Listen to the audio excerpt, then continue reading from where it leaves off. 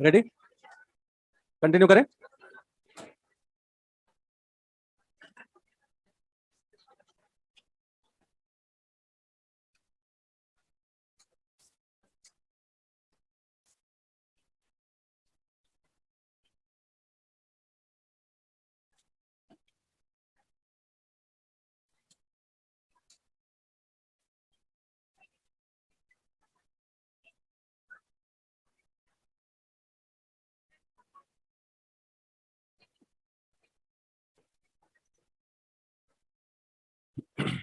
Question लिखेंगे। Question mostly जो metals का रेजिस्टेंस वेरिएशन है, मोस्टली तो क्वेश्चन उसी पे बनते हैं। थोड़े बहुत थ्योरेटिकल क्वेश्चंस इस टाइप के भी आते हैं, जैसे iron and germanium are cooled from 500 kelvin to 80 kelvin, then their resistivity. क्या आंसर बता सकते हैं आप लोग? D option final. आप जानते हैं कि आयरन मेटल है, तो मेटल है तो अल्फा पॉजिटिव। अल्फा पॉजिटिव में आपने देखा कि टेम्परेचर राइज, रेजिस्टेंस राइज। इसका मतलब यदि टेम्परेचर डिक्रीज होगा तो रेजिस्टिविटी भी डिक्रीज होगी। ज्यादा कम कर दोगे तो सुपर कंडक्टर बन जाएगा, यही ना। Germanium fourth group element, carbon silicon germanium. Semiconductor germanium, semiconductor alpha negative, तो टेम्परेचर डिक्रीज तो रेजिस्टिविटी राइज। उल्टा होता है, इसमें आपने देखा उल्टा होता है। टेम्परेचर बढ़ाने से रेजिस्टिविटी कम हो रही थी ना, तो टेम्परेचर डिक्रीज करने से। तो इस हिसाब से कौन सा ऑप्शन अपना हो गया? Of course your correct option is D. ये ठीक है। resistance of a platinum wire resistance of a platinum wire is 5 ohm at 0 degree celsius, 5.4 ohm at 100 degree celsius, 5.4 ohm at 100 degree celsius. At what temperature its resistance becomes 5.8 ohm? At what temperature its resistance becomes 5.8 ohm? तो आपको 0 degree Celsius पर resistance given है। Question लिख चुके आप लोग। What is resistance at 5 point at what temperature its resistance becomes 5.8 ohm? 200 is right answer. 200 degree Celsius आ रहा है ना, बिल्कुल करेक्ट। आपने देखा होगा कि R 100 degree celsius is equal to R0 1 plus alpha 100 minus 0। एक इक्वेशन ही आया होगा। आप चाहें तो इस क्वेश्चन में R0 गिवन है, R100 गिवन है, तो अल्फा यहां से एग्जैक्टली सॉल्व कर लें। आप ये भी कर सकते हैं कि इसको माइनस कर लें, R100 minus R0 is equal to R0 alpha into 100। आप ऐसा भी कर सकते हैं। ये सॉल्विंग स्टेप है, कोई जरूरी नहीं आप मेरे अकॉर्डिंग करें। इसी तरह से सपोज T डिग्री सेल्सियस पर जो रेजिस्टेंस है वो वैल्यू 5.8 हो जाती है, तो this is alpha T minus 0। तो इसको भी आप लिख सकते हैं RT minus R0 is equal to R0 alpha T, equation number 2। Second equation को फर्स्ट इक्वेशन से डिवाइड कर दें तो ये आ गया RT minus R0 upon R100 minus R0 is equal to T by 100। So T is equal to, ये value आ जाएगी RT minus R0 upon R100 minus R0 into 100। अब वैल्यूज पुट कर लें, 5.8 R0 पर 5, 100 पर 5.4 minus 5 into 100 comes out to be 200 degree celsius. आप चाहते तो अल्फा की वैल्यू यहां से ले सकते थे। जब तक अल्फा डेल्टा टी आप क्वेश्चन पे नजर रखें, कई बार ऐसे क्वेश्चंस, एक बार इनफैक्ट जेईई मेन में हमने ऐसे क्वेश्चन आते हुए देखा है कि लीनियर इक्वेशन लगा के सॉल्व करो, आंसर की वैल्यू आ गई, फिर उसने सेकंड स्टेटमेंट बनाया कि ये हम इस्तेमाल नहीं कर सकते थे। जब तक अल्फा टी, आपने पिछले टर्न पर देखा कि एक्सपोनेंशियल फंक्शन लीनियर इक्वेशन में कन्वर्ट कब होता है? एक्सपोनेंशियल फंक्शन लीनियर इक्वेशन में कन्वर्ट कब होता है? जब alpha delta T less less 1 हो। यदि आप इस क्वेश्चन की पर्टिकुलरली बात करें तो R100 है 5, नहीं 5.4, 5.4 ना, और ये है 5, तो 5.4 divided by 5, 1 point something minus 1 upon 100, तो 10 पावर माइनस 3 के आसपास आ जाएगा। कितना आ जाएगा? 10 पावर माइनस 3। और 100 degree celsius to 100 degree celsius तो चेंज हो गया एक तरह से 100 और 10 पावर माइनस 3, तो 0.1 रहेगा alpha delta T, less less 1 रहेगा। क्वेश्चन में कोई दिक्कत नहीं है। मैं इसलिए बता रहा हूं कि कई बच्चों ने कल हमें ये क्वेश्चन भेजा, क्वेश्चन नंबर 20 ऑफ एक्सरसाइज 2, मैंने ट्राई करने के लिए दे दिया था कि कम से कम पढ़ेंगे, आंसर नहीं आएगा, थोड़ा सोचेंगे क्या हुआ क्या नहीं हुआ कैसे हुआ। कई बच्चों ने कुछ नहीं किया, बस उठाकर एल एन प्लस ऐप पर पोस्ट कर दिया उठाकर, देखा जाएगा सर, बताओ आप।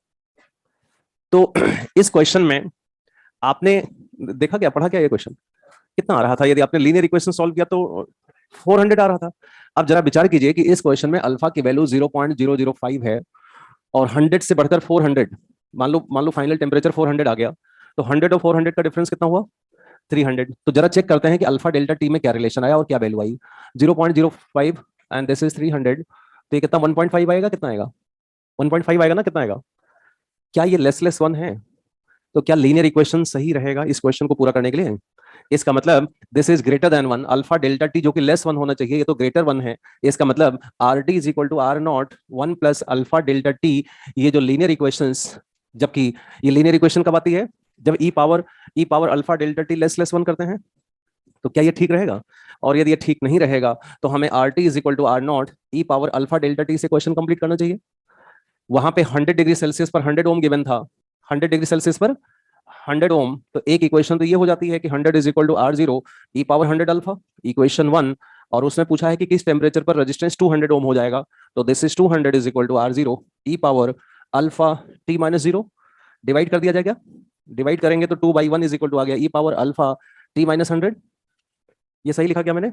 ई power this, e power this, तो ऊपर जाके माइनस ही तो हुआ और क्या हुआ। तो इसका मतलब ये हो गया, लॉग ले लेते हैं यहाँ पे, तो log 2 इज इक्वल टू हो गया alpha T minus 100।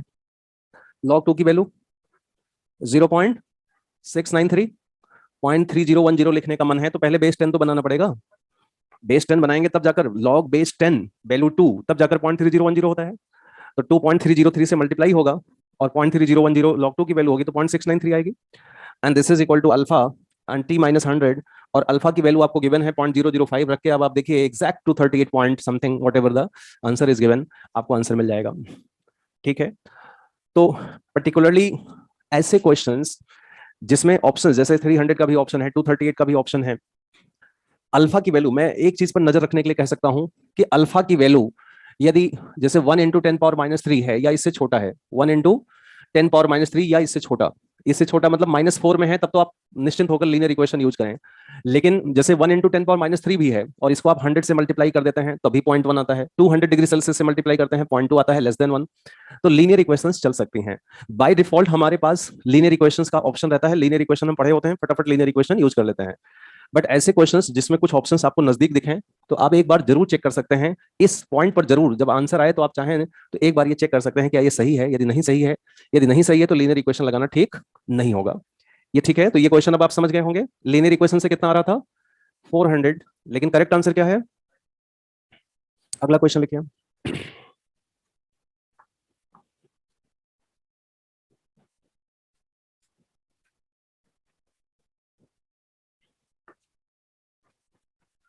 Next question आगे कंप्लीट कर लोगे ना? अल्फा की वैल्यू गिवन है, टी आ जाएगा।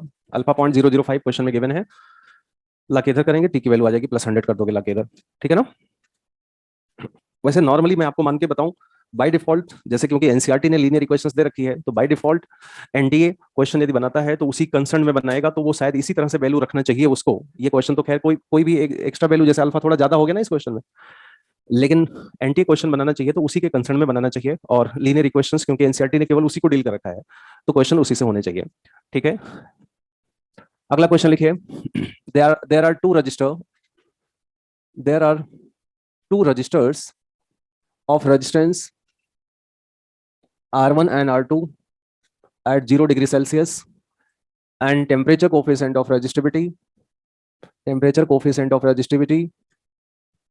alpha 1 and alpha 2 respectively, alpha 1 and alpha 2 respectively। संचित, मैंने आपसे कहा ना कि मैक्सिमम क्वेश्चंस में बाय डिफॉल्ट लीनियर इक्वेशन लगाते हैं। Find equivalent temperature coefficient of resistivity, find equivalent temperature coefficient of resistivity if they are connected, पहला in series, second in parallel। if they are connected in series, in parallel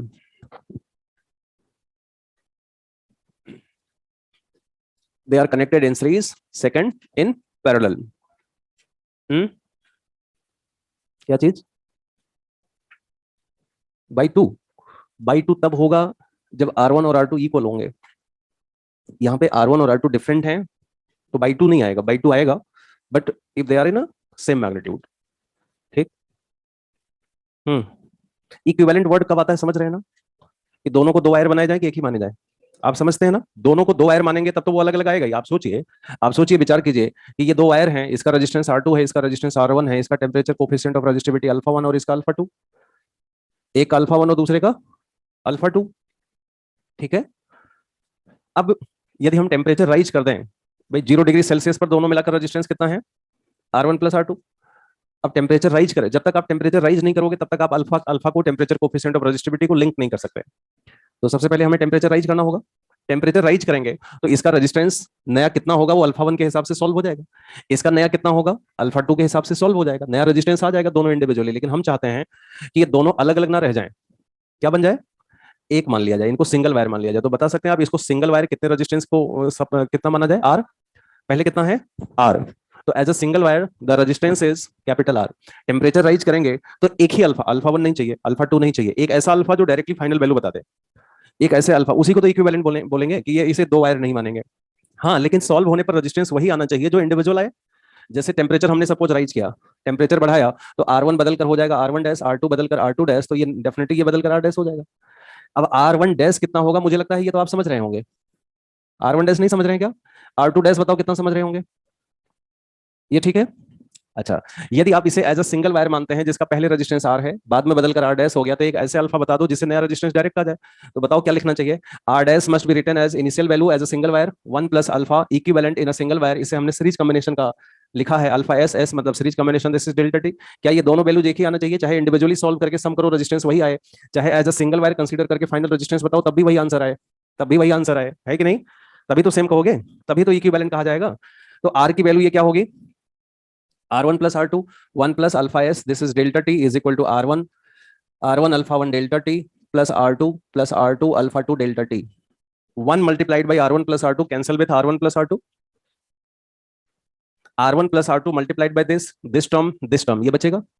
delta T delta T delta T दोनों side में cancel, तो सीधे सीधे बताओ alpha in case of series combination क्या answer आ गया?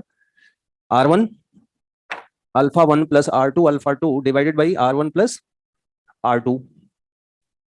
अब जो आप बाई टू बता रहे थे उसमें आप R1 और R2 इक्वल, जो जेई मेन में क्वेश्चन आया था वो बाई टू मतलब इक्वल था, उसमें R1 और R2 दोनों सेम थे। अब R1 R2 दोनों सेम होते तो ये वैल्यू क्या आ जाती?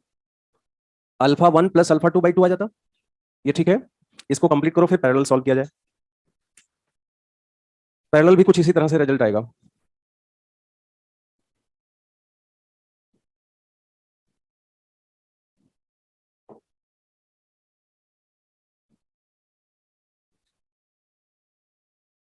नबीन अल्फा वाला ही तो समझा रहा हूँ।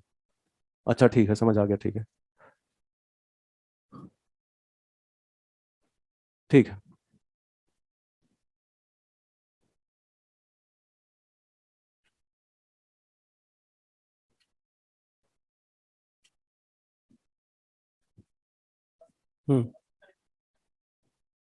क्वेश्चन तो लिखा ही है। 50-50 रुपए का दो नोट मिलकर कुल इक्विवेलेंट कितने रुपए बनेंगे? कुल इक्विवेलेंट कितने बनेंगे? तो वो दोनों रिप्लेस किया आपने, एज अ सिंगल कितना बन गया? 100 रुपी नोट। तो एक तरीका ये है कि ये रेजिस्टेंस 3 ओम का है, ये रेजिस्टेंस 2 ओम का है, मिलकर ये दोनों मिलकर एज अ सिंगल वायर कितने रेजिस्टेंस है? 5 ओम का। अब आप टेम्परेचर चेंज करोगे, ये बदलकर सपोज 5 ओम हो गया, ये बदलकर सपोज 3 ओम हो गया, तो इसके अल्फा से इसका निकाला, इसके अल्फा से इसका निकाला, 8 ओम तो आ ही गया, 8 ओम तो आ ही गया। लेकिन मैं चाहता हूं कि आप दोनों को एज अ सिंगल वायर मानकर एक ही अल्फा बता दो, अल्फा इक्विवेलेंट जिसे कह रहे हैं, जिससे मैं direct 5 ohm as a single wire consider करूं। इक्विवेलेंट बोलते ही वो दो वायर नहीं रह गया, पहली बात। इक्विवेलेंट अल्फा 1 इस पार्ट का, अल्फा 2 इस पार्ट का, छोड़ो हटाओ, उसे एक सिंगल वायर कंसीडर करो, उसका एक अल्फा डिजाइन करो जिससे फाइनल आंसर आ जाए। तो नया जो 8 ओम आ जाए, ये जो 8 ओम आना, 8 ओम ही चाहिए तभी इक्विवेलेंट बोला जाएगा। 8 से कम आ जाएगा तब तो गड़बड़ है, तब तो अल्फा की वैल्यू सही डिजाइन नहीं हुई। तो नया जो 8 ओम आया वो इनिशियल जो 5 ओम है 1 प्लस अल्फा से डायरेक्ट आ जाए, दिस इज अल्फा इक्विवेलेंट। ठीक है। तो as a single wire consider है। Equivalent temperature coefficient of resistivity, कल भी एक क्वेश्चन पर चर्चा हुई थी, फाइंड इक्विवेलेंट रेजिस्टिविटी। कल एक क्वेश्चन था ना, 2 वायर सीरीज में जोड़े थे हमने, और हमने क्या पूछा था, इक्विवेलेंट रजिस्टिविटी, तो उसे 2 वायर कहाँ माना था, लास्ट में एक ही वायर मान लिया। हाँ, और क्या है, टेम्परेचर बढ़ाया इसका थोड़ी कि इसका बढ़ाया इसका नहीं बढ़ाया, टेम्परेचर बढ़ाकर अल्फा से रिलेट करना है। यदि हमने टेम्परेचर सपोज डेल्टा टी बढ़ा दिया, तो डेल्टा टी बढ़ाया इसका भी और इसका भी बढ़ाया, तो वो एज अ सिंगल वायर भी तो उतना ही बढ़ाओगे तभी तो अल्फा डिजाइन होगा। यदि एक को आपने 40 डिग्री सेल्सियस बढ़ा दिया, एक को 50 डिग्री सेल्सियस, तो फिर इक्विवेलेंट डिजाइन कैसे होगा। इक्विवेलेंट का मतलब ये है कि दोनों को 2 बार सॉल्व ना करना पड़े, एक ऐसा अल्फा बता दो जिससे डायरेक्ट फाइनल आंसर आ जाए। इसका मतलब सेम टेम्परेचर राइज किया जाए, नया आंसर डायरेक्ट आ जाए। I think clear. पैरेलल कर लोगे क्या अपने आप? हाँ, नहीं कर पाओगे, मेरे साथ करो। पैरेलल में लफड़ा फंसेगा, अभी सॉल्व कर लो, मिलजुल कर सॉल्व करने में भलाई नजर आएगी, अभी आप देखोगे। तो बताइए, पैरेलल में होता तो 0 डिग्री सेल्सियस पर क्या आंसर, प्रोसीजर वही है 100%, कोई नया नहीं है। टेम्परेचर राइज करके दोनों के रेजिस्टेंस को रजिस्टर्ड करो, टेम्परेचर बढ़ाकर R1 देखा, R2 देखा, आर नया वैल्यू इक्विवेलेंट देखा, तो R1 बदल कर कितना हो गया, R1 डैश, R2 बदल कर, जहां तक समझ में आ रहा है लिखते चले जाओ साथ में, फिर मिलके रुकेंगे तब समझेंगे। आप यहां तक तो लिखते चलो साथ में, यहां तक ठीक है ना। अच्छा, आपने फाइनल एक्सप्रेशन भी कई बच्चे लिख चुके हैं, ठीक है। तो R1 डैश वैसे आप क्या लिखना चाह रहे थे, R1 1 plus alpha 1 delta T, R2 dash बोलो, R2 1 plus alpha 2 delta T, यहां तक सही है। और R इक्विवेलेंट कैसे लिखेंगे, R dash, R1 plus alpha in case of parallel equivalent delta T. Parallel नाम रखा, आप इक्विवेलेंट नाम रख दीजिए। हमने अल्फा सीरीज अल्फा पैरेलल नाम रख दिया, आप इक्विवेलेंट नाम रख दीजिए, क्या फर्क पड़ता है। तो 1/R 1 plus alpha P delta T. मुझे लगता है यहां आके गाड़ी रुक सकती है। यदि आपने यहां एलसीएम लेना स्टार्ट किया, फिर तो ये क्वेश्चन गया, फिर ये सॉल्व नहीं हो सकता, क्योंकि सॉल्व तभी होगा जब ये डेल्टा टी यहां से गायब हो। डेल्टा टी थोड़ी होना चाहिए अल्फा की वैल्यू में, आप ऐसे सोचो, अल्फा की वैल्यू जो होगी उसमें ये थोड़ी होगा कि टेम्परेचर का एक्सप्रेशन बता रहे हैं, अल्फा तो सीधा सीधा ये होगा, हाँ भाई इतनी वैल्यू है। तो इसके लिए जहां भी हमें सॉल्व करते समय कुछ लिटिल बिट एक्स्ट्रा स्टेप सोचना पड़े, उसे हम टेक्निकल क्वेश्चन मानते हैं। एक ऐसे क्वेश्चन होते हैं कि क्वेश्चन में जो जो कहा गया करते चले गए और आंसर आ गया, तो that is suppose to be straight forward language, जैसा कहा था वैसे सॉल्व किया, हो गया। 80-90% क्वेश्चन ऐसे ही होते हैं, कहना मान लिया तो आंसर आ जाएगा, क्वेश्चन कह दिया, जैसा जैसा किया वैसा कर दिया, यहाँ मैग्नेटिक फील्ड बताओ, यहाँ इलेक्ट्रिक फील्ड बताओ, इस पर फोर्स बताओ, इस पर ये बताओ, इसकी कैपेसिटेंस बताओ, हो गया, क्वेश्चन कर लेंगे। लेकिन जहां सॉल्विंग स्टेप में कुछ लिटिल एक्स्ट्रा मैथमेटिकल स्टेप की जरूरत पड़े, पर्टिकुलरली इस क्वेश्चन में, ऐसे रहने पर ये सॉल्व नहीं होने है। अब हम रेजिस्टेंस का क्वेश्चन सॉल्व कर रहे हो और अचानक हमें बायनोमियल थ्योरम की याद आए, ये थोड़ा कम पॉसिबिलिटी बनती है, इसीलिए ये क्वेश्चन टेक्निकल क्वेश्चन माना जाएगा। 1 plus x raise to power n is supposed to be 1 plus nx if x is very very small as compared to 1, higher terms can be neglected। तो ये यदि ऊपर ले चलते हैं लीनियर इक्वेशन बनाने के पॉइंट ऑफ व्यू से, तो ये 1/r 1 plus alpha P delta T raise to power -1, 1/r1 1 plus alpha 1 delta T raise to power -1, 1/r2 1 plus alpha 2 delta T raise to power -1। Metals में आप जानते हैं जब हम मेटल्स के क्वेश्चंस करते हैं तो alpha delta T suppose to be very small, metal का लीनियर कोफिशिएंट ऑफ जो टेम्परेचर कोफिशिएंट ऑफ रेजिस्टिविटी होती है वो कम होती है, alpha delta T is normally very small as compared to 1, तो this is supposed to be x and this is supposed to be power n। तो बताओ क्या लाभ उठाना चाहिए, पहले तो 1/r की वैल्यू बताओ, 1/r 1/r can be written as 1/r1 plus, और ये 1 और ये n और ये x क्या लिख दिया जाए बोलो, 1 माइनस अल्फा। ये स्टेप यदि नहीं लिखा जाएगा तो ये क्वेश्चन परेशानी का कारण बनेगा, माइनस ये अल्फा 1 डेल्टा टी। और मुझे लगता है अब इस क्वेश्चन में कोई खास बात बची नहीं है, ये कंप्लीट हो चुका है शायद। 1 इंटू दिस इस cancel bit, 1 into this 1 into this cancel हो गया, सेकंड टर्म बचेगा जिसमें डेल्टा टी दोनों साइड में कैंसिल होगा, साफ साफ बोलिए अल्फा पी की वैल्यू क्या आई, उधर बचा alpha 1/r1 plus alpha 2/r2 divided by 1/r1 1/r2, this is alpha 1r2 alpha 2r1 upon r1 plus r2। तो ये हो गया alpha equivalent in a case of parallel combination. तो इसीलिए एक क्वेश्चन करके दूसरा छोड़ नहीं दिया मैंने, मुझे पता है कि ये दोनों सॉल्व करके रखा जाए ज्यादा अच्छा है, ये कॉमन क्वेश्चंस हैं और सीरीज और पैरेलल में पैरेलल के सॉल्विंग प्रोसीजर में डिफरेंस है, तो क्यों ना दोनों को एक साथ सॉल्व कर लिया जाए। ठीक है, क्लियर।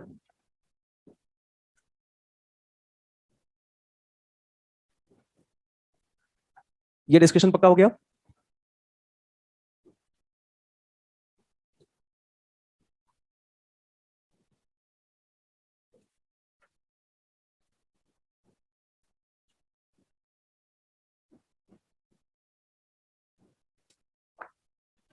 ये सीट उठाना, सीट उठाना।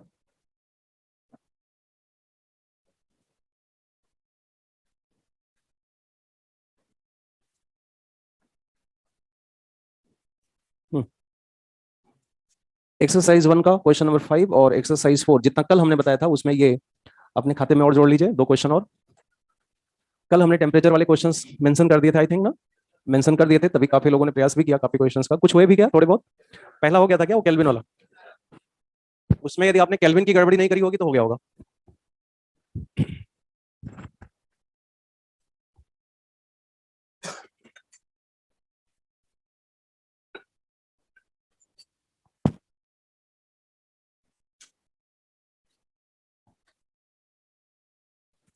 करंट इलेक्ट्रिसिटी के चैप्टर को लिख चुके क्या आप लोग? करंट इलेक्ट्रिसिटी में अभी तक का जो डिस्कशन था वो छोटे छोटे फार्मूले पे बेस्ड डिस्कशन था।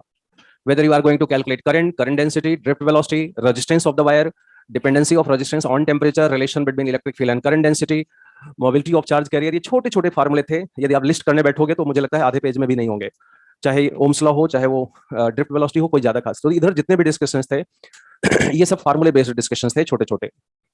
इसके बाद हम आगे बढ़ते हैं, इसके बाद हम आगे चलते हैं और अब हम सीधे सीधे सर्किट की दुनिया में चलते हैं, इलेक्ट्रिकल सर्किट पढ़ने चलते हैं।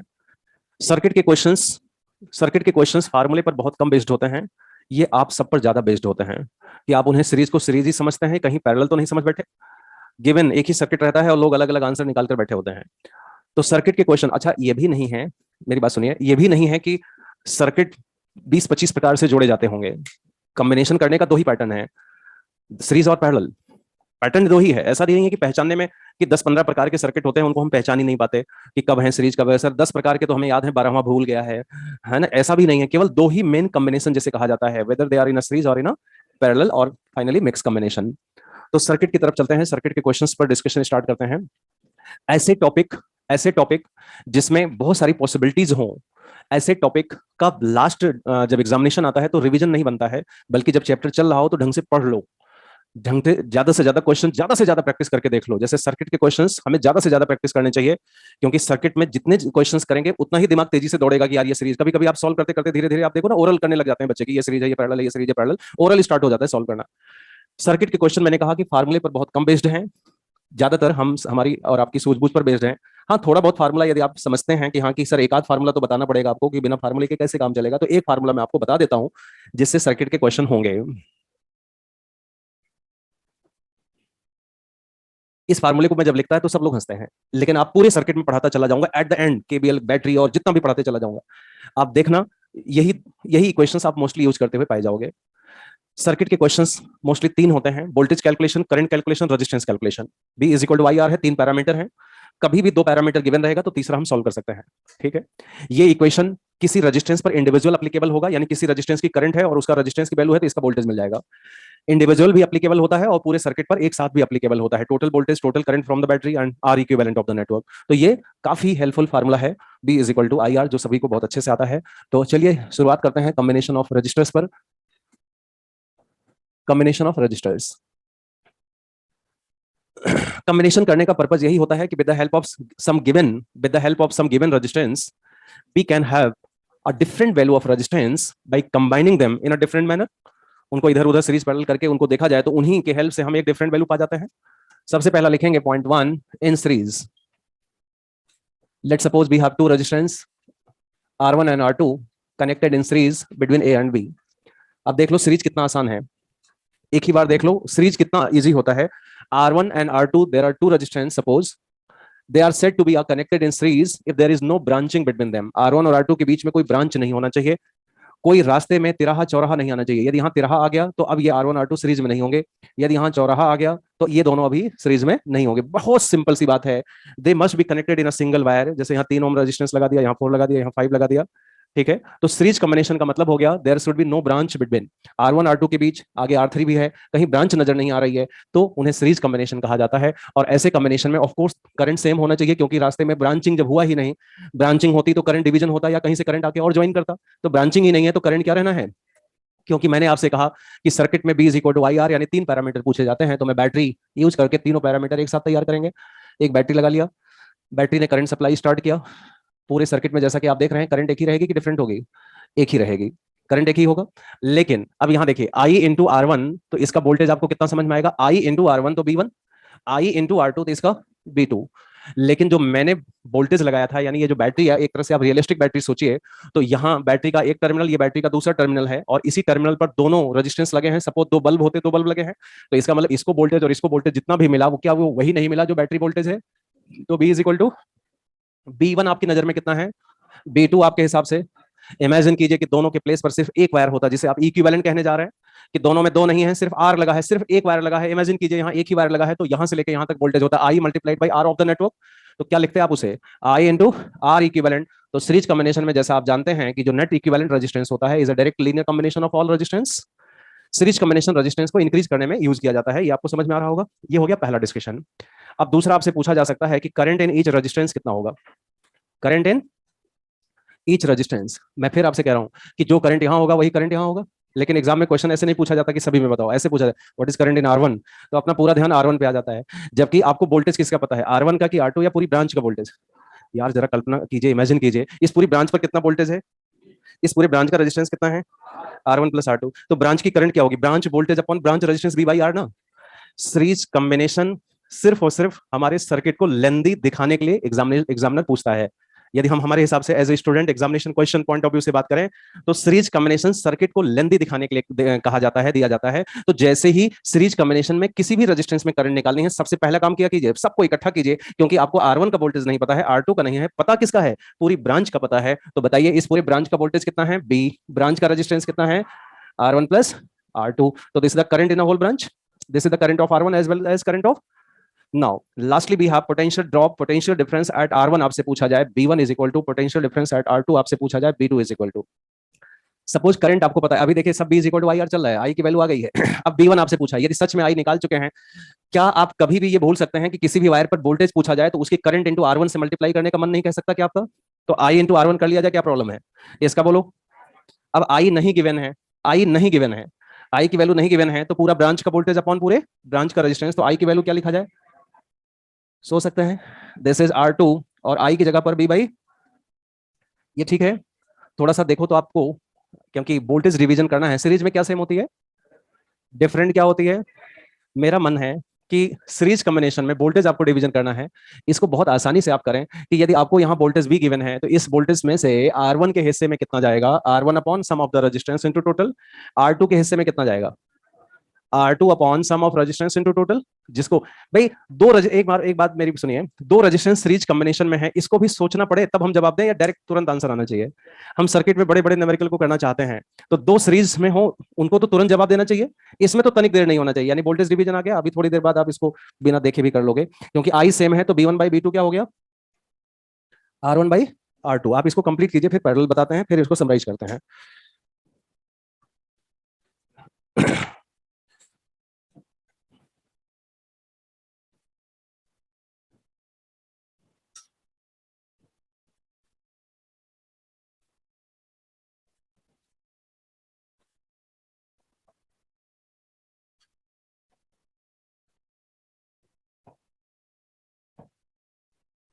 Next write down in parallel.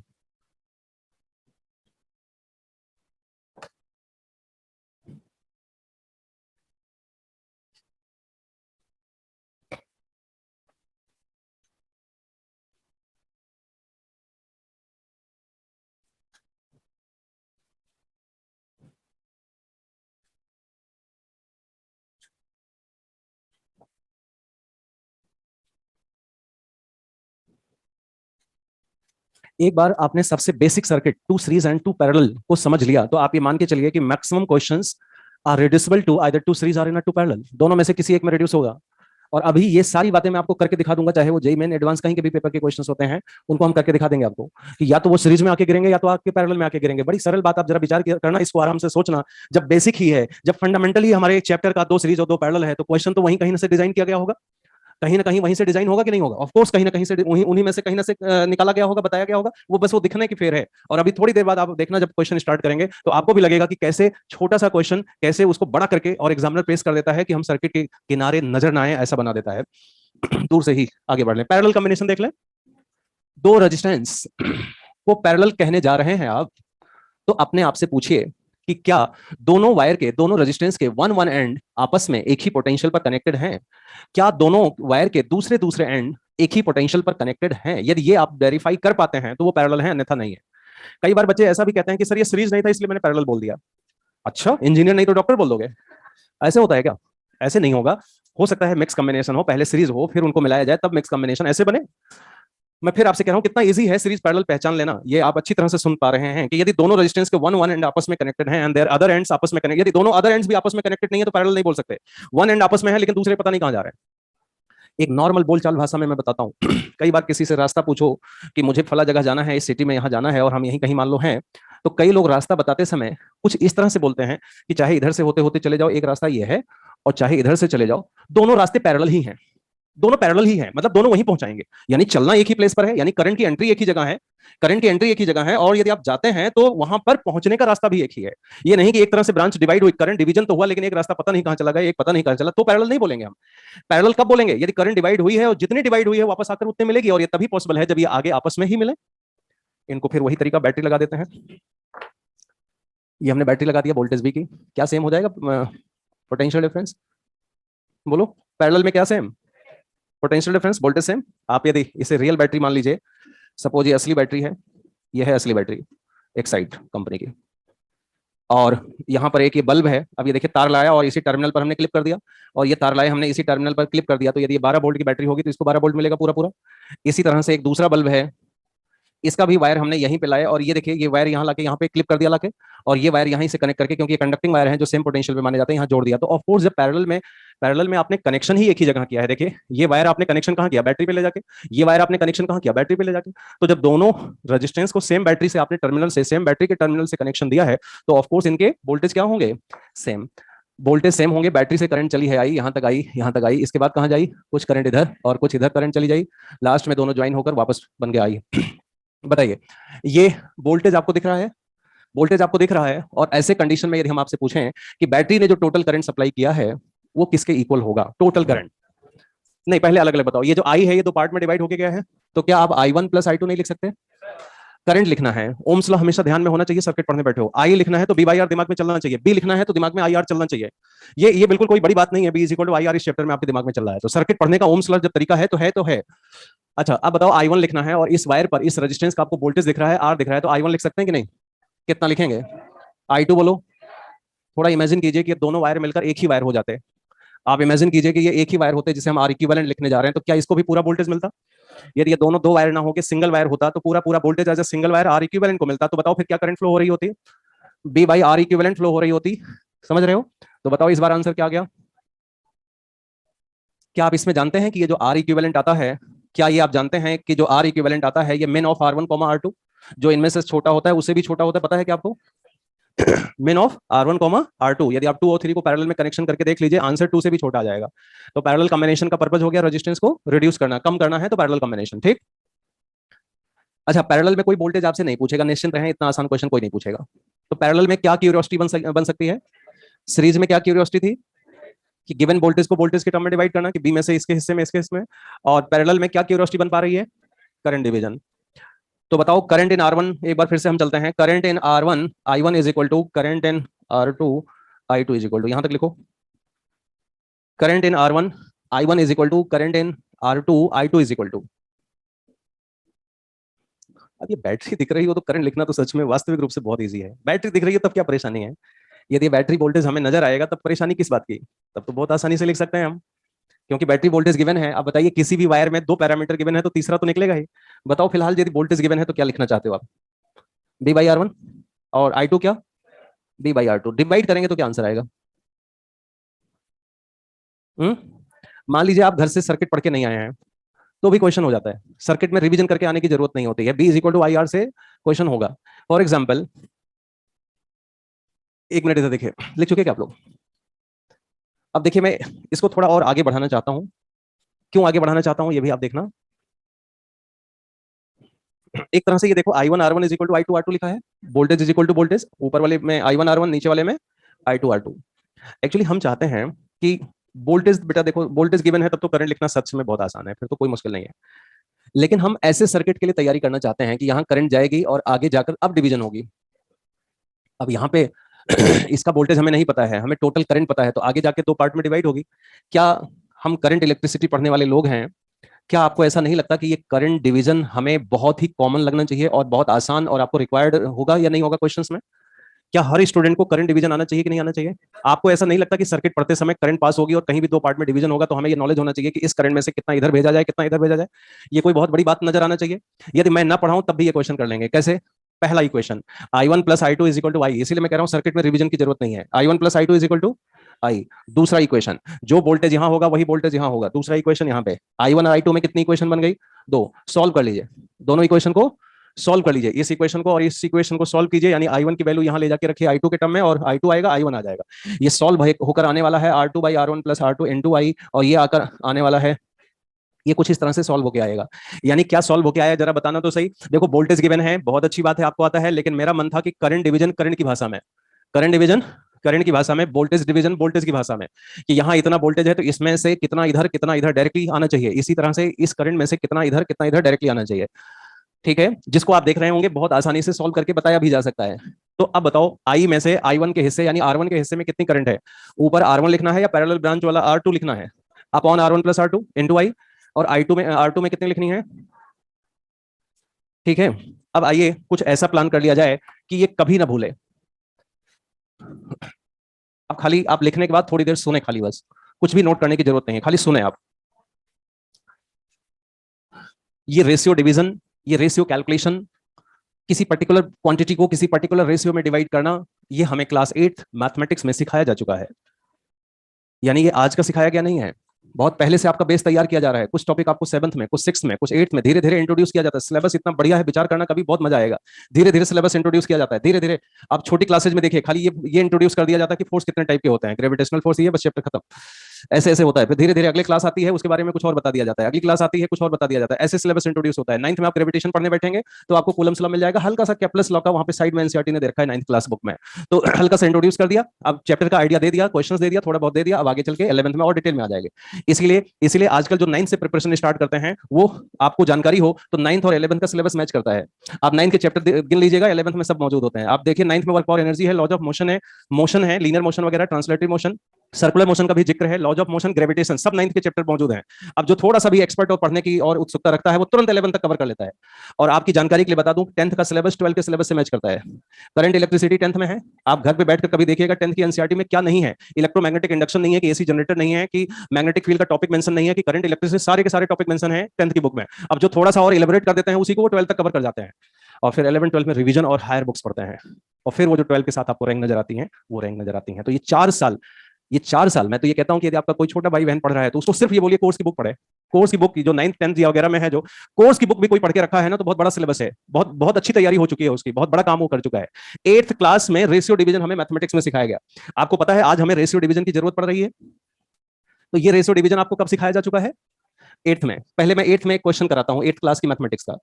आप थोड़ी देर एक पल के लिए अपने आप को महसूस करें कि आप क्लास 8th में बैठे हैं, मैथमेटिक्स की क्लास हो रही है, रेशियो का चैप्टर है, महसूस कर लिया? अब सुनते हैं। ₹25 को राम श्याम में 3:2 में डिवाइड करो तो राम को कितने रुपए, श्याम को कितने रुपए? ऐसा क्वेश्चन देखा है? देखा या नहीं देखा है? आपको आंसर आता है, अच्छी बात है, लेकिन मैं पूरा कराऊंगा। तो उसमें आप राम को कितने रुपए देते थे?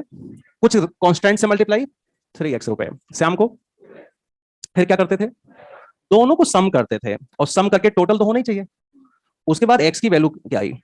ना बच्चे ना, 5 आएगा तो मैं शॉर्टकट नहीं बता पाऊंगा, जो आ रहा है ऐसे आने दो, उसको एज इट इज रहने दो। 5 आएगा, ठीक है, आप एज इट इज रहने दो, इसको लाके यहां पुट करो 25/3 + 2 एंड दिस इज 2 × 25/3 + 2। कुछ रियलाइज हुआ? सीधी सीधी बात है, एक को 3 हिस्सा मिलना है, दूसरे को 2 हिस्सा मिलना है, यानी सामान का 5 हिस्सा किया गया है। 3 हिस्सा किसी को मिला, पिज्जा आया, बंटवारा शुरू हुआ। अब एक को 3 हिस्सा, एक को 2 हिस्सा, तो 5 टुकड़े तो उसमें नजर आने चाहिए ना। तो 3 हिस्सा मिला कितने में से? Out of 5। तो बहुत सरल, मुझे लगता है, पता नहीं क्यों आज के बाद आप रेशियो ऐसे करेंगे कि 3:2 है, 3:2 है, तो किसकी, जिसका हिस्सा 3 हिस्सा है, वो 3 हिस्सा कितने में से बताओ? सम ऑफ रेशियो यानी 5 में से। तो 3/5 of the total is this one, जिसका हिस्सा 2 है, तो 2 हिस्सा मिला है ना, कितने में से? 5 में से ना, तो 2/5 of the total is getting this one.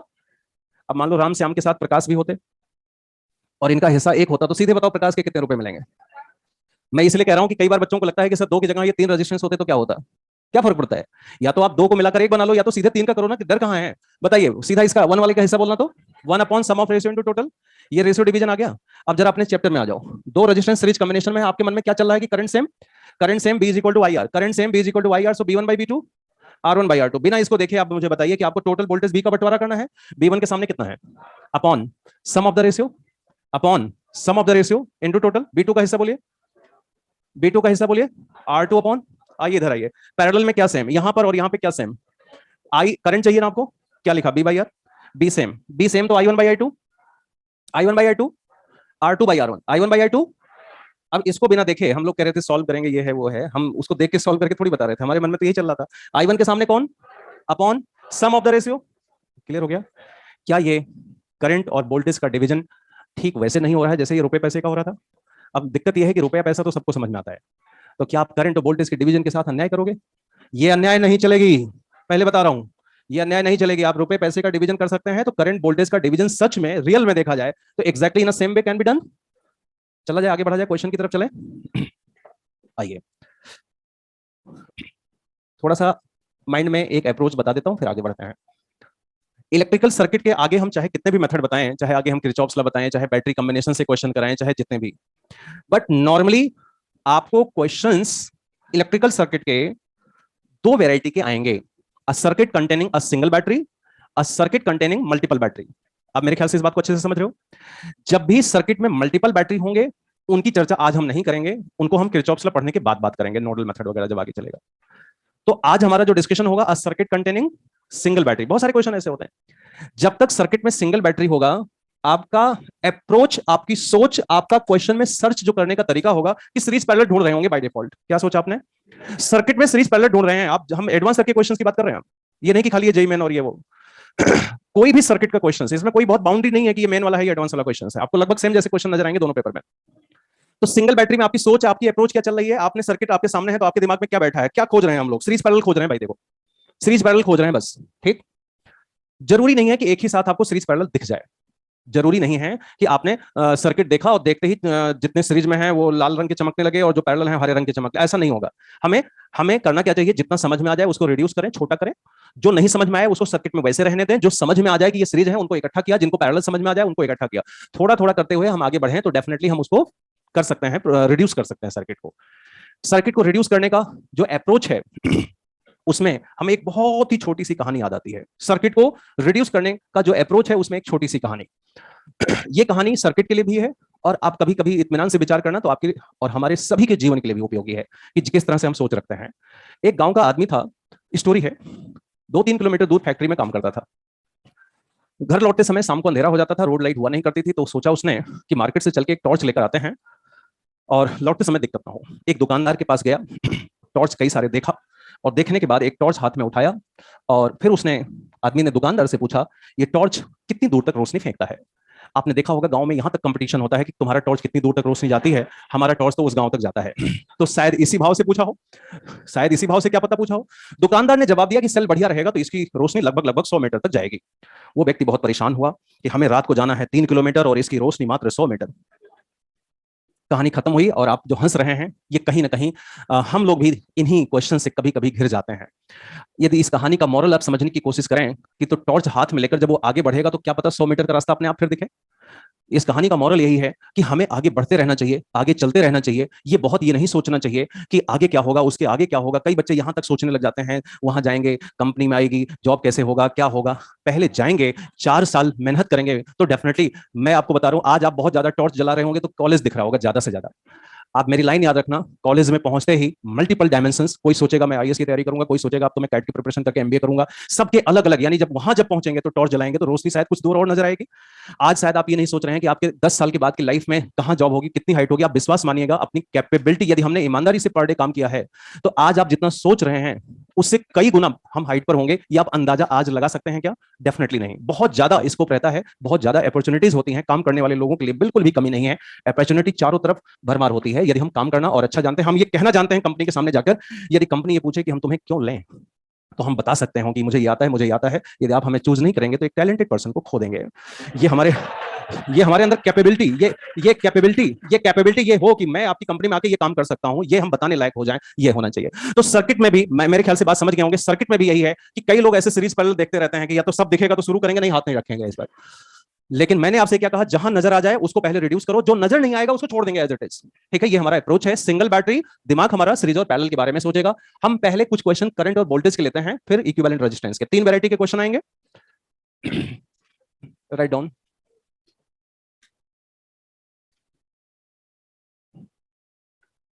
धीरे धीरे हम क्वेश्चन ऐसे डेवलप करेंगे, ऐसे सॉल्व करेंगे कि अभी थोड़े समय बाद आपके मन में क्वेश्चंस की एक अच्छी अप्रोच डेवलप हो चुकी होगी। ये 1 ओम है, ये 2 ओम, 3 ओम, 4 ओम और ये 5 ओम, ये है 7 ओम, ये है 5 ओम और यहाँ पर 20 वोल्ट बैटरी है। आपको बतानी है current in 3 ohm and 7 ohm, current in 3 ohm and 7 ohm, 3 ohm and 7 ohm. ये लो, थ्योरी सर पढ़ा रहे थे तो दो दो रेजिस्टेंस बना रहे थे। पहला ही क्वेश्चन, इतने रेजिस्टेंस लगाने की क्या जरूरत थी यार। लेकिन मैं फिर वही कहूंगा कि सीरीज कॉम्बिनेशन सर्किट को सिर्फ बड़ा दिखाने के लिए एग्जामिनेशन में आते हैं। इनको पहचानने और समझने की जरूरत है। आपको करंट किसमें बतानी है? 3 में। अब बताइए कहां तक करंट एक जैसी रहेगी? क्या यहां 3 में करंट I1 पूछा गया है, तो क्या यहां कहीं ब्रांच है या सबकी करंट सेम रहेगी? ये सिर्फ और सिर्फ अनायास में बड़ा दिखाने के लिए आए हैं। क्या हमें इन्हें तुरंत प्रभाव से इकट्ठा कर देना चाहिए? 9 3 12 14 15। तो क्या ये ऊपर वाले 3 ओम में करंट वही होगी जो 15 ओम में होगी? 3 ओम में वही होगी जो 15 ओम में होगी। और 7 ओम की करंट क्या वही नहीं होगी जो 5 ओम की होगी? इसका मतलब है ये दोनों भी सीरीज में है, ये दोनों सीरीज हैं और ये हो जाएगा 12। और इस तरह से देखिए, जो आपका सिंपलेस्ट सामने बगल में बना हुआ क्वेश्चन था, आप देख सकते हैं कि कैसे सर्किट बड़ा लोग दिखाते हैं। इस अकेले रेजिस्टेंस को मैं 2 सीरीज में बना दूं, 3 में बना दूं, 4 में बना दूं। R1 R2 दिख गया कि नहीं दिख गया? एग्जैक्टली बगल में पड़ा हुआ है आपका क्वेश्चन। तो ये 12 वोल्ट है, सॉरी 20 वोल्ट की बैटरी है, तो ये पैरेलल में है, तो यहां भी 20 वोल्ट और यहां भी 20 वोल्ट। तो सीधे सीधे I1 की वैल्यू बताइए, V/R1। इसे यदि हम R1 महसूस करें तो, और इसे हम R2 महसूस करें तो 20/15 इज 4/3 एम्पियर। I2 बताओ, I2 20/12 ये कितना आया? 5/3 एम्पियर। ये सही है? ये सही है, बहुत बढ़िया। Next question.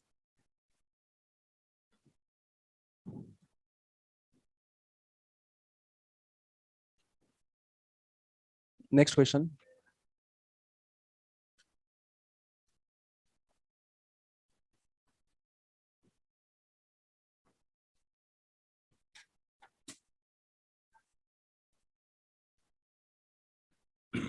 आपको बताना है करंट इन 4 ओम। आपको बताना है करंट इन 4 ओम, करंट इन 4 ओम। देखिए, यदि बैटरी ब्रांच में रेजिस्टेंस नहीं है, जो कि बहुत कम पॉसिबिलिटी है, जो कि बहुत कम पॉसिबिलिटी है, जनरली रहता है, जनरली बैटरी ब्रांच में रेजिस्टेंस रहता है। यदि आपको बैटरी ब्रांच में रेजिस्टेंस नजर आ रहा है, तो क्या ये वोल्टेज इस ब्रांच को मिलेगा और इसको मिलेगा या नहीं मिलेगा? क्योंकि कुछ रेजिस्टेंस यहीं पर है, यहीं वोल्टेज ड्रॉप होगा। ऐसी सिचुएशन में हमें टोटल करंट निकालकर और आगे चलकर डिवाइड करने के बारे में विचार करना चाहिए। मेरे पेन को देखिए, बैटरी से चलती है current I I I, junction आया, 2 पार्ट में डिवाइड, I2 वापस आई। यानी अब आप बताइए, यदि टोटल आई आ जाए तो आगे चल के 2 पार्ट में डिवीजन ही तो करना रहेगा। टोटल करंट निकालना हो, इसका मतलब होता है कि हम इसे, जब भी टोटल करंट सॉल्व करना है, इसका मतलब हुआ कि R equivalent of the branch लिखना है। तो ये आपका हो गया 3 ओम और 4 और 2 मिलकर 6, ये दोनों सीरीज में हैं। यहां से I, ये I1, ये I2 और यहां तक पहुंचे हम लोग। थोड़ा आप चाहें तो और सिंप्लीफाई कर लें, ये 10 ओम। अब इन दोनों का पैरेलल कितना हुआ? 6 और 3 का पैरेलल बताओ। 6 3 2, 6 3 2, 3 इंटू 6 अपॉन 3 प्लस 6। आप सॉल्व करके चाहे तो देख लो, 1/3 1/6। हाँ, लेकिन एक चीज बच्चे बहुत गलती करते हैं, बच्चे ऐसे करते हैं 1/3 1/6 2 1 1/2। Sir answer 1/2। पलटी खिलाना भूल गए हैं अभी पैरेलल कॉम्बिनेशन में, क्योंकि बच्चों को लगता है, पहली बात तो कम लिखना लोग चाहते हैं। 1/R लिखा नहीं, सीधे 1/R1 से शुरू किया। सॉल्व करते करते करते करते थोड़ी दूर आगे निकल गए। अब सॉल्व करने के बाद लगा कि जो आंसर आया वही आंसर है, जबकि ये 1/R आया है। ध्यान रखना है, इस बात की गलती कभी नहीं होना चाहिए। तो ये वाला रेजिस्टेंस कितना हो गया? 2। ये लास्ट सर्किट आप देखिए, क्या ये सीरीज कॉम्बिनेशन की सर्किट है? देखो कैसे सर्किट बनते हैं, आप उल्टा चलोगे तो आपको दिखेगा। आप खुद सोचोगे कि कैसे एक रेजिस्टेंस को 2 में तोड़ना और किसी रेजिस्टेंस को 2 पैरेलल में तोड़ देना, जो पैरेलल तोड़ा उसमें सीरीज बना देना, कितना आसान होता होगा। देखिए, ठीक। तो आप क्या लास्ट सर्किट से करंट निकाल सकते हैं आप लोग? बताओ, आई की वैल्यू हम लिखने जा रहे हैं, B/R इक्विवेलेंट 24/2 + 10 कितना आया? 2 एम्पियर। इसमें करंट पूछा गया होता तो क्या आंसर होता? इसमें, इस 10 ओम में 2 एम्पियर और इस 2 ओम में। लेकिन क्या ये 2 है या सच में ये जो 2 आपको दिख रहा है ये 2 पैरेलल ब्रांच है? गिवन करंट को 2 पैरेलल ब्रांच में डिवीजन आपको आता है? थोड़ी देर के लिए मन ही मन में हम इसे R1 और मन ही मन में इसे R2 ले लें, तो आप कहो तो पहला क्वेश्चन है, मैं दोबारा लिख दूं कि पैरेलल में I1 by I2 R2 by R1 होगा। तो आपको I1 लिखनी है कि I2 लिखनी है? देखो करंट हमें लिखना था किसमें, 4 में, ये वही होगा जो 2 में होगा, यानी फर्जी हटाओ इसको, पहले तो इकट्ठा करो। सीरीज में जितने हैं सबसे पहले उनका इकट्ठा होना बहुत जरूरी है, जब तक वो इकट्ठा नहीं होंगे वो आपको लेंदी नजर आता रहेगा। अब बताइए I2 के सामने कौन है यहाँ पे, सॉरी ये R1 है ना। I2 के सामने कौन, upon into total I, and this is equal to R1। R1 की वैल्यू बताइए, 3 अपॉन 3 प्लस 6 इंटू 2, तो ये कितना आ गया, 2/3 एम्पियर। ये ठीक है।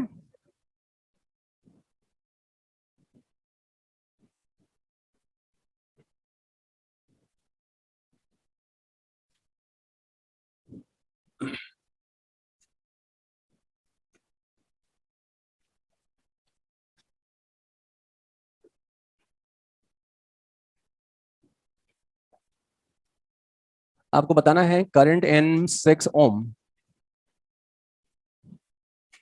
अगला क्वेश्चन आपको बताना है करंट इन 6 ओम।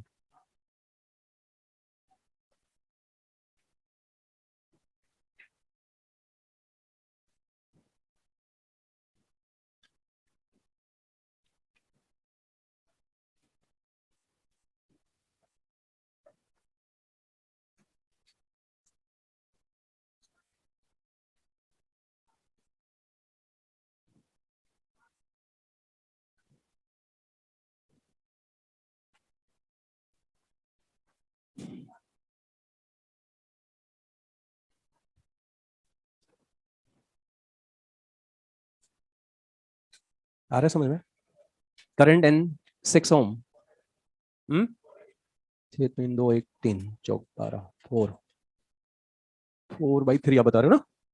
ठीक, 3/9, वन थर्ड ऑफ टोटल, हाँ ठीक है। हम्म हम्म ठीक है। इस क्वेश्चन का मुझे ऐसा लग रहा है कुछ बच्चे ऐसा अटेम्प्ट हो सकता है कर रहे हो जिसमें टोटल करंट निकालकर पहले डिवीजन कर रहे हो, लेकिन मेरी बात सुनिए कि इस बैटरी ब्रांच में कोई रेजिस्टेंस नहीं है, तो क्या ये वोल्टेज इस ब्रांच को भी मिलेगा और यही वोल्टेज इस ब्रांच को भी मिलेगा? हम्म पैरेलल कॉम्बिनेशन में हर ब्रांच को सेम वोल्टेज मिलता है। एक बार इधर देखिए कि सपोज ये R1 है ना, और इसको हमने B वोल्ट से लगाया, तो बताओ इसमें कितनी करंट होगी, B/R1 कितनी होगी, कितनी होगी?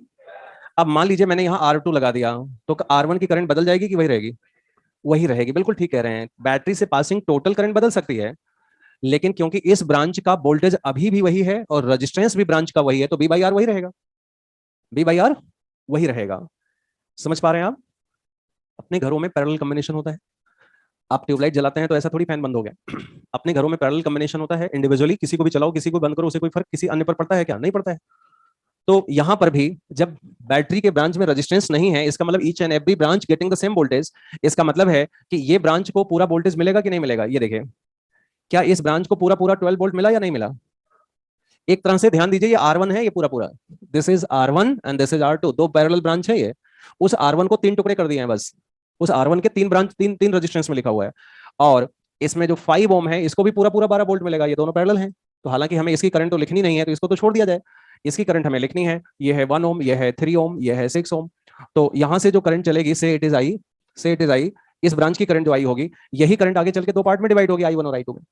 तो इस ब्रांच की करंट कैसे लिखोगे, ये है 1 ओम और ये दोनों पैरेलल करोगे तो 6 और 3 का पैरेलल 2 ओम हो गया, और वोल्टेज है 12, तो इस ब्रांच की करंट निकाल सकते हैं कि नहीं?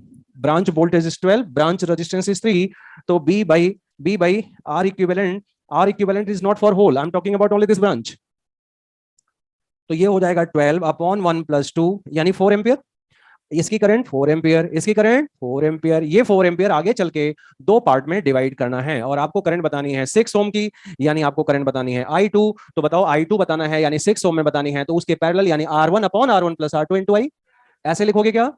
क्या लिखना चाहिए मुझे? 3/3 plus 6 into I, this is 4/3 ampere. ये ठीक है? क्लियर? समझ गए?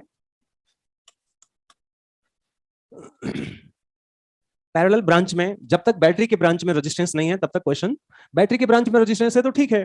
फिर हम क्या करते बताओ? फिर हम टोटल करंट लिखते, पहले क्या करते? पहले हम टोटल करंट लिखते यहां से, फिर इसे हम R1 लेते, इसे R2, यानी दो ब्रांच में डिवाइड करते, जो डिवाइड करने के बाद करंट आती फिर वापस डिवाइड करते। कि नहीं?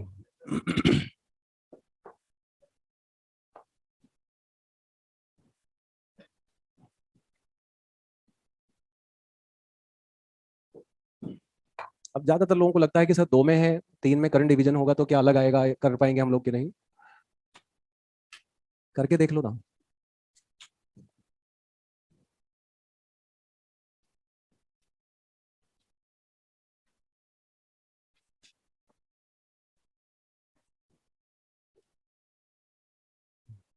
आपको बताना है करंट इन 3 ओम, किसी एक की करंट बतानी है।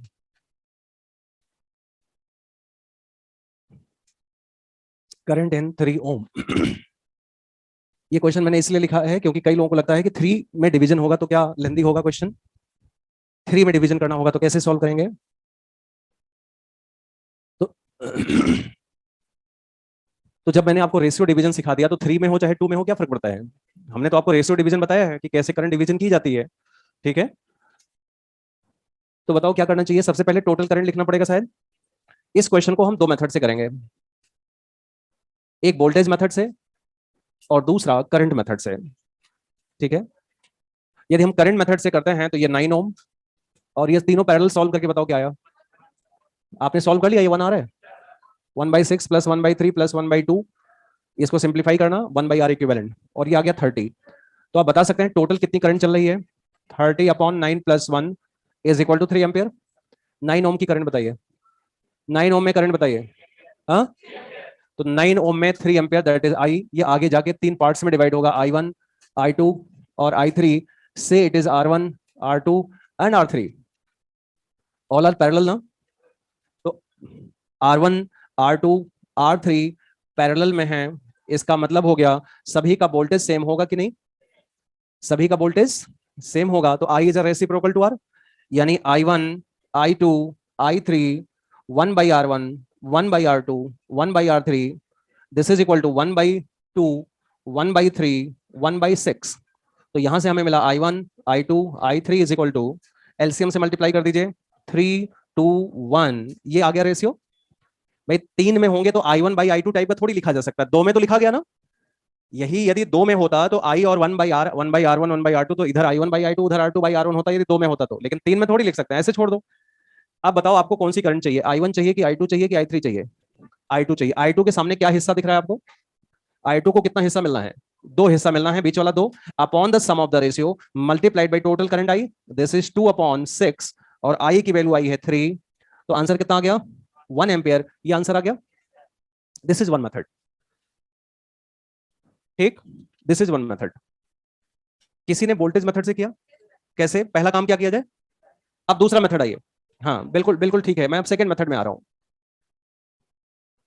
कि ये आपने लिखा 9 ओम, ये आपने लिखा 1 ओम, मन ही मन में इसको R1 मन ही मन में इसको R2 महसूस कीजिए, और ये है 30, ये है 30। हेलो, इसका वोल्टेज इधर देखिए एक मिनट, जब ये वोल्टेज होगा तो ये रेजिस्टेंस और ये सारे तो पैरेलल में हैं, तो जितने भी पैरेलल में हैं किसी एक का भी वोल्टेज पूछा जाए, सुनो मेरी बात, जितने भी पैरेलल में हैं किसी एक का भी वोल्टेज पूछा जाए तो सारे पैरेलल हैं तो सबका वोल्टेज सेम होगा, इकट्ठा किया जा सकता है। तो इसका मतलब है यदि इसे हम B1 मानते हो और इसे B2 मानते हो तो क्या B2 इसका भी होगा और इसका भी होगा, यानी इसका B1 इसका B2। सीरीज कॉम्बिनेशन में I सेम होता है, I सेम होता है तो B1/B2 R1/R2 होगा। पहला क्वेश्चन कर रहे हैं, फिर से मैंने लिख दिया जो पढ़ाया था। अब बताइए आपको B1 चाहिए कि B2 चाहिए, क्योंकि करंट लिखना है, रेजिस्टेंस आपके सामने है, वोल्टेज दिख जाए B/R B/R, कितना आसान सा काम है। यदि B2 आप इमेजिन कीजिए B2 की वैल्यू आ जाए तो इसकी करंट क्या होगा, B2/R1 इसका, B2/R2 इसका, B2/R3, सारे वोल्टेज निकल जाए, सभी पैरेलल में है, बाई आर करते चले जाओ, कितना आसान सा काम है। तो बताइए B2 का हिस्सा बोलिए, B2 के सामने कौन, upon sum of ratio into total, R2 is 1/9 plus 1 into 30 is 3 volt. क्या आंसर आ गया?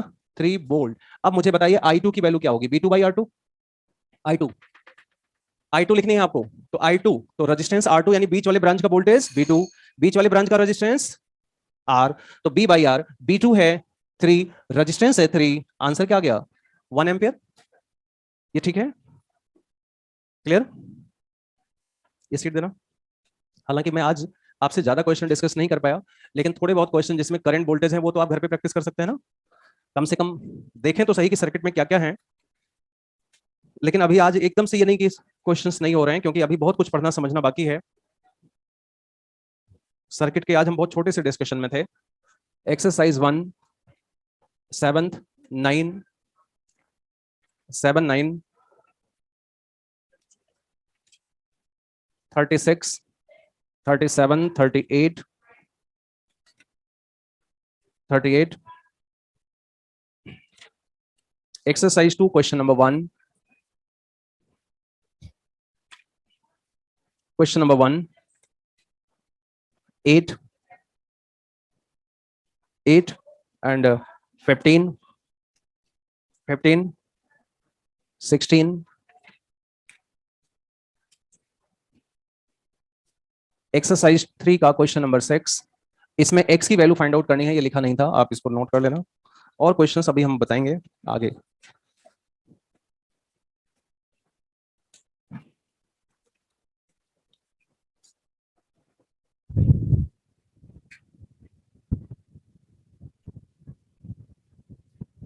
अंकित अंकित आप क्या पूछना चाह रहे थे? अच्छा 5 में, तो 5 में जब हमसे कुछ बात ही नहीं किया गया है, हमारा क्वेश्चन 6 में है, तो हम 5 की बात क्यों करेंगे? हमें 5 से क्या मतलब है? ठीक है ना? यदि बैटरी से पासिंग टोटल करंट पूछा गया होता तब हम उसकी बात करते। इलेक्ट्रोस्टैटिक्स की सीट हम डिस्कस कर चुके हैं। जो संचित जो क्वेश्चन पूछना है आप पूछ लेना। Digital plus L N digital plus पर भी सोल्यूशन देख लेना। लास्ट लेक्चर में हमने सीट के क्वेश्चंस डिस्कस किए थे, जो जो बच्चों ने पूछा था।